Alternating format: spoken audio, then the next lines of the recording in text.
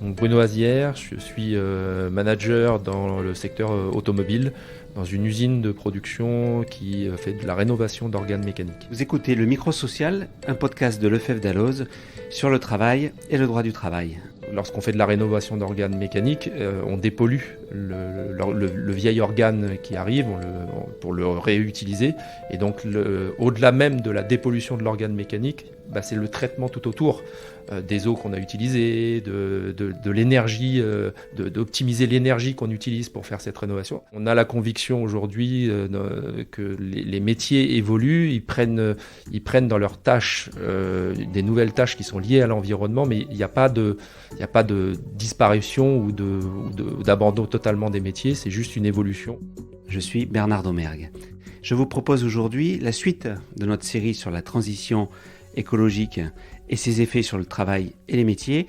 Cap sur l'industrie avec Fabien Boisbras de l'Observatoire de l'OPCO2I. La transition écologique permettra aussi de renforcer l'attractivité des profils d'ingénieurs qui sont une population qui sociologiquement se pose de plus en plus de questions. Alors l'OPCO2I, c'est l'opérateur de compétences, c'est-à-dire l'organisme en charge de la formation professionnelle d'un grand nombre de filières industrielles. C'est bien ça, Fabien Boisbras ?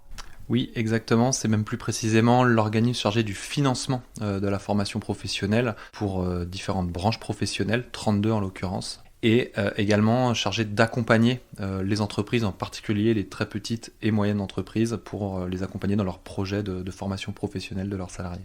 Ça représente quel secteur, combien d'entreprises, combien de salariés ? Donc l'OPCO travaille pour des branches professionnelles qui regroupent 80 000 entreprises en France et 2,6 millions de salariés dans toutes les régions de France. Alors la métallurgie, c'est la principale branche professionnelle qui regroupe à elle seule 1,6 million de salariés.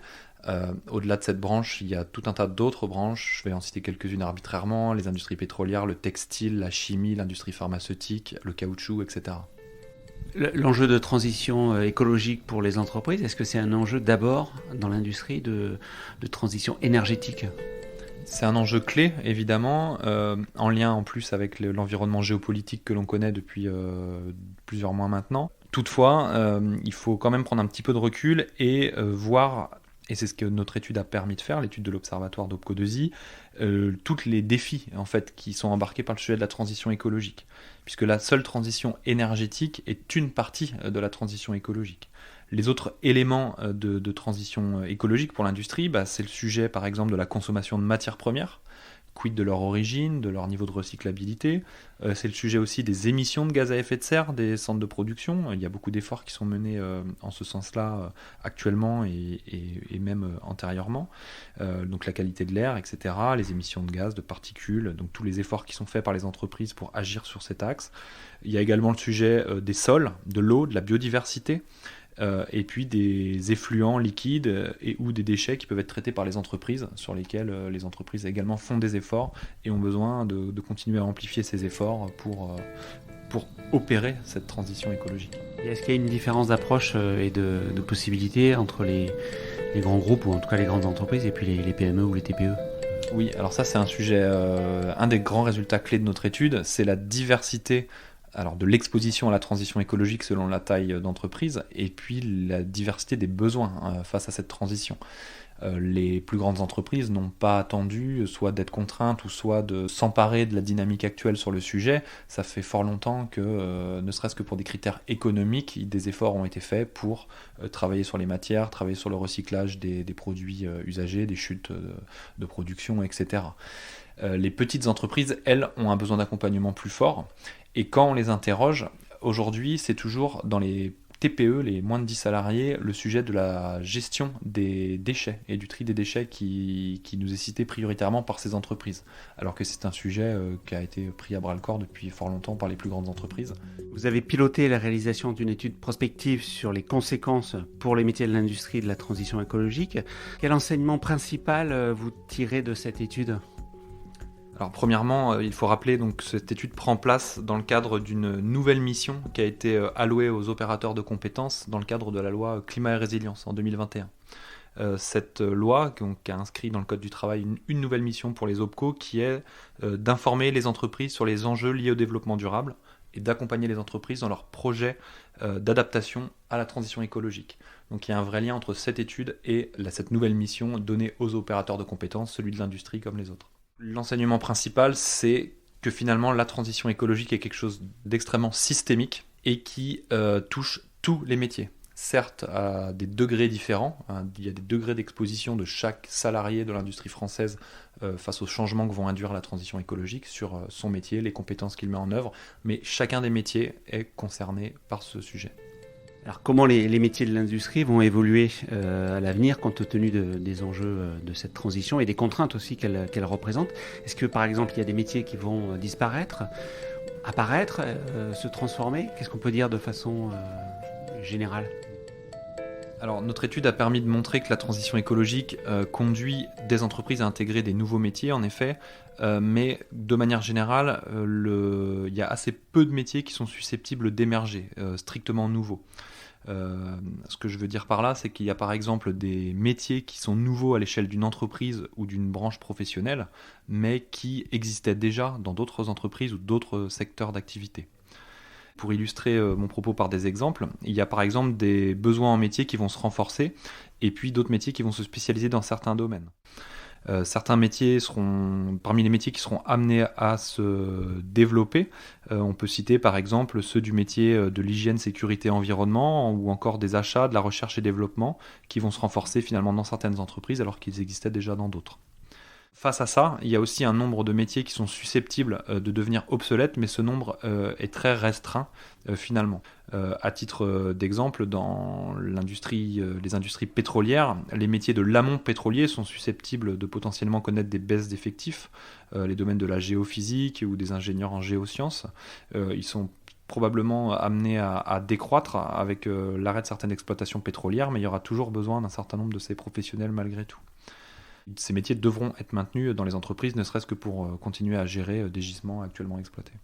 Donc certaines entreprises appréhendent la transformation écologique via des outils numériques, et je crois que vous aviez en tête l'exemple de Renault qui a créé une sorte de modèle numérique. Oui, Renault par exemple, mais comme d'autres entreprises industrielles. L'exemple de Renault que vous évoquez, qu'on rappelle au sein de notre étude, c'est le fait que ce groupe se soit doté d'un jumeau numérique de son outil de production. Donc c'est assez emblématique, avec l'idée de pouvoir améliorer ses capacités de production, etc., à travers des simulations logicielles en fait, permises par ce jumeau numérique. Après, au-delà des seules capacités et des seuls process de production, les jumeaux numériques peuvent aussi être utilisés pour les produits fabriqués. C'est vrai pour l'industrie automobile, c'est vrai pour d'autres secteurs. Créer le jumeau numérique d'un produit, ça permet par exemple de réduire le nombre de prototypes physiques qui sont réalisés, et ça permet également de calculer l'analyse du cycle de vie des produits industriels fabriqués. Quand on pense industrie, on pense ingénieur. C'est peut-être un cliché, mais est-ce qu'on va assister à un nouveau profil d'ingénieur demain pour les enjeux de transition écologique? Oui, alors industrie égale ingénieur, mais industrie égale aussi tous les profils socio-professionnels pouvant exister. En revanche, sur ce seul sujet de la transition écologique, l'ingénieur est un profil clé pour concourir à cette transition. Elle est au cœur de l'adaptation des processus de production et des produits fabriqués. L'ingénieur jouera un rôle clé, les ingénieurs, puisque effectivement, ingénieur regroupe tout un tas de domaines de compétences spécifiques, et ces ingénieurs joueront un rôle clé dans la transition écologique dans l'industrie, notamment dans le cadre de leurs responsabilités en termes de conception de produits ou conception de process de production. La transition écologique permettra aussi de renforcer l'attractivité des profils d'ingénieurs, qui sont une population qui sociologiquement se pose de plus en plus de questions aussi sur les impacts de la transition écologique, des entreprises qui les emploieront. Et la transition écologique dans l'industrie peut aussi être un levier d'attractivité s'il est bien utilisé pour attirer les talents actuels ou futurs de l'industrie. Si on parle de façon générale, à la lecture de votre étude, on a l'impression que c'est moins la production qui va être impactée par les changements que la phase de recherche et développement ou de conception des produits. Oui, l'étude met en exergue que les métiers et les compétences les plus impactés par la transition écologique sont celles des achats, de l'ingénierie, de la R&D, donc des profils généralement plus qualifiés. Toutefois, tous les métiers sont impactés, même si c'est dans une moindre proportion des compétences qu'ils mobilisent. Concernant les opérateurs au niveau de la production que vous citez, ceux-ci effectivement vont moins voir les compétences qu'ils emploient au quotidien être impactées. Alors tout ça dépend des branches professionnelles dans lesquelles ils travaillent. Il y a des entreprises, entre grandes, petites ou moyennes entreprises. Mais de manière générale, les compétences qu'ils utilisent vont être moins impactées. Mais par contre, ces gens-là, ces salariés-là, représentent des dizaines de milliers de salariés.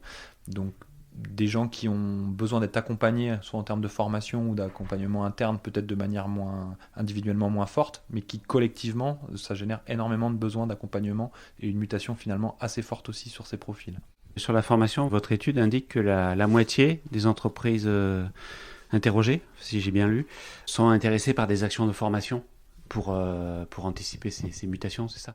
Donc les entreprises en effet anticipent des besoins de formation en hausse, mais toutefois elles ne savent pas précisément identifier la nature de ces besoins. Elles ont conscience que des changements sont en cours, qu'elles vont devoir être proactives sur certains sujets, mais pas nécessairement sur quels sujets spécifiquement, ni quels peuvent être les acteurs qui peuvent les accompagner. Au sein de l'enquête qu'on a réalisée dans le cadre de cette étude, on a 7 entreprises enquêtées sur 10 qui ont peu ou n'ont pas identifié leurs besoins de formation associés à la transition écologique.